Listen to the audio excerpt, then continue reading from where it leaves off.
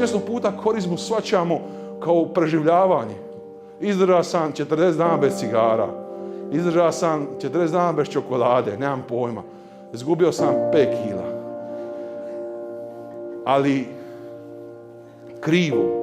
Ne kažem da je to dobro, da to nije dobro. Ali korizma nije sustav preživljavanja.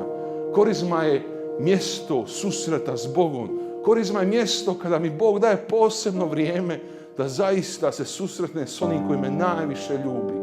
I zato ovo vrijeme koje je pred nama, što se dešavalo izraelskom narodu u korizmi? Bog ih je oblikovao. Korizma je vrijeme oblikovanja, korizma je vrijeme spasenja, korizma je vrijeme kojem ću se susresti sa samim sobom onakvim kakvi jesam, strašan. Ali Bog računa s time. Bogu je sve moguće. Ako je Bogu sve moguće, da je moguće i obratiti nas i obratiti sve. Samo treba spremna srca koja će prihvatiti tu njegovu riječ, nositi ovaj svijet. Koji se neće uklapati i postaviti Bogu granice njegove ljubavi i milosrđa koji ima za ovaj svijet. Koji će imati čežnju da promijeni ovaj svijet. Koji će imati čežnju živjeti sveto. Koji će imati čežnju dopuštati Bogu da ga oblikuje iz dana u dan.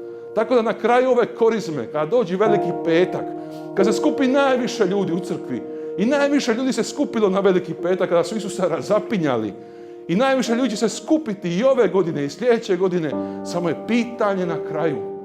Hoćemo li biti dio te svjetine koja će vikati raspni ga, raspni, ili koji će zapravo kao satnik kazati ovaj uistinu bijaše Sin Božji.